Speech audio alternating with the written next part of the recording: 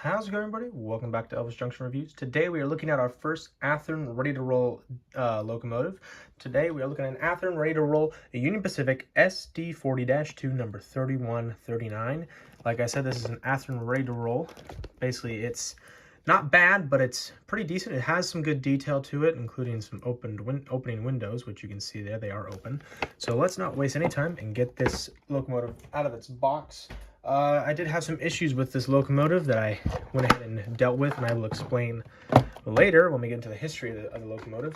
At the bottom of the box here, we have this exploded diagram that shows us the intricate workings of this locomotive, as well as it says DCC quick plug equipped, which is going to be up in this area right there. See, DCC adapter board, it's right up here.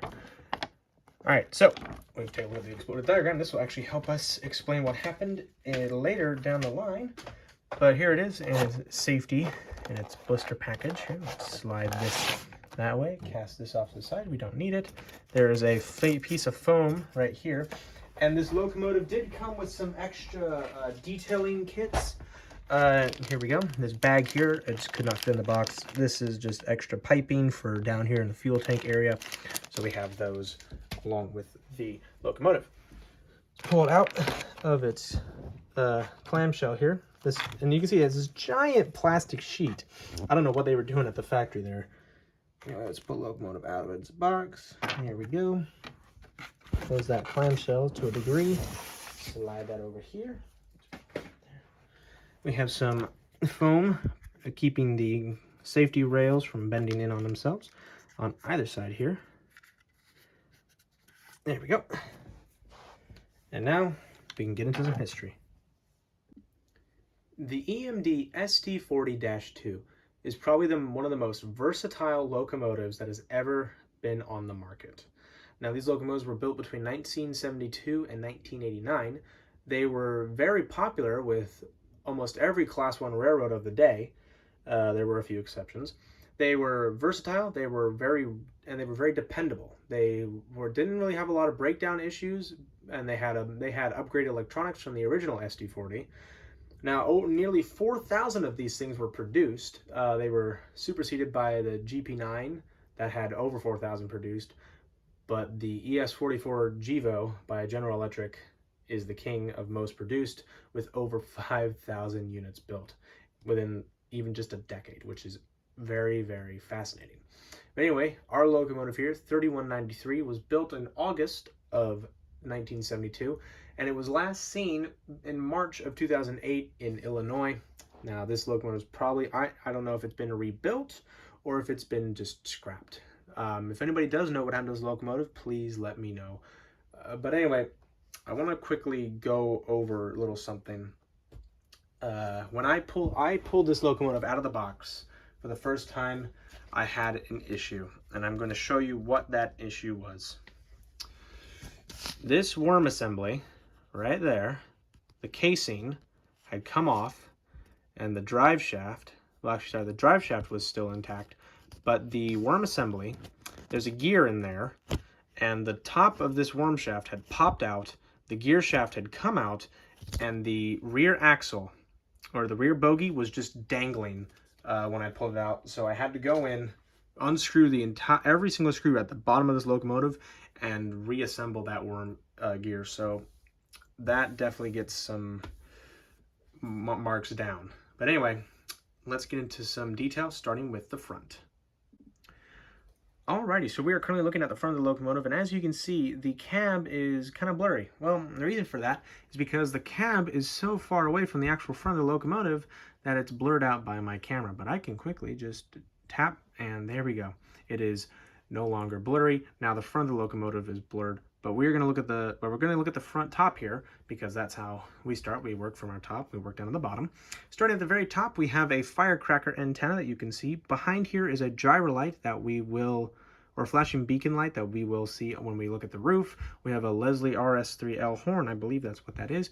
We have 4-head number boards that I'm not sure if they light up or not, but I'll have to check. But anyway, it says 3193 on either side of the number boards. We have our 4-head mounted headlight. We have our cab windows, 2 in the middle, 1 on each side. There are separately applied windshield wipers on each window, one here, two that are connected here, and another one right there. You just can barely make them out, but there are sunshades right here and right here.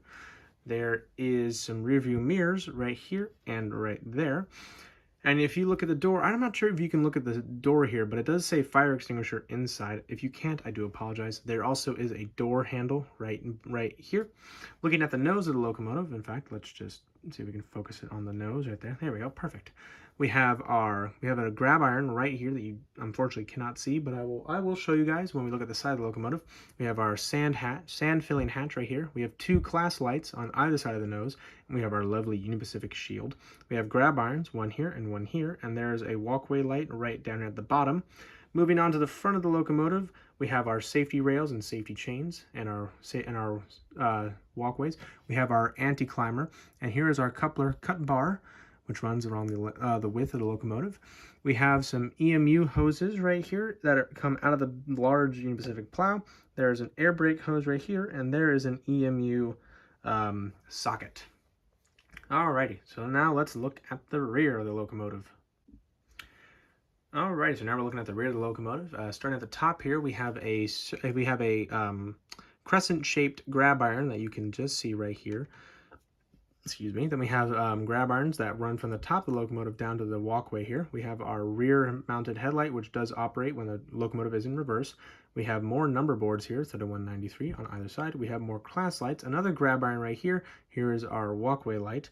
And if we focus on the rear of the locomotive here, you can see another coupler cut bar, more safety rails, and a safety chain. We have an EMU socket. Here's our anti-climber. It's not a big anti-climber, so I'm a little disappointed.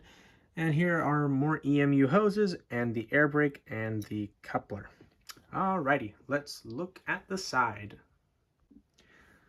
Looking at the side of the locomotive, we have starting off the bat, we have this lovely little red F to indicate that this is the front of the locomotive. We have our trucks here but they have pretty good detail. There's I think that's a speed indicator right there. We have our brake valves right here on either side. We have our jack pads. That I believe is an EMD serial plate. We have a little Union Pacific shield below the number, 3193. There is that flashing beacon light that I mentioned earlier. And these windows do slide, but they're kind of jammed. You can see they do want to move, but they don't want to move very well. And I've just messed, there we go. As you can see, the other one is unfortunately just stuck in here, but that's okay. Moving on, there's that grab iron that I mentioned earlier, and also here is the parking brake.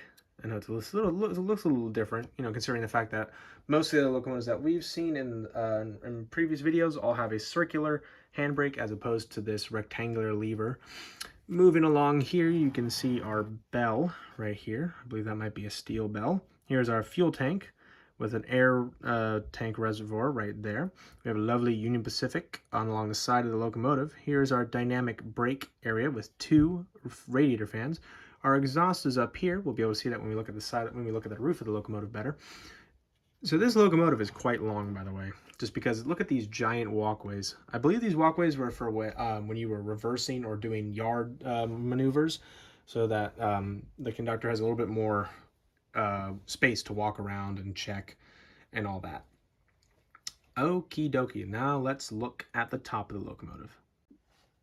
Alrighty, so we're looking at the top of the locomotive here. You can see that horn and the firecracker and the beacon that I mentioned earlier. It's very nice. Up top here, you can see some grates for, I believe that's cooling. There's also a little grate right here that I'm not aware of. I don't know what's in the back here, probably electronics. Moving the locomotive to our left, you can see the exhaust port right here and the dynamic brake fans.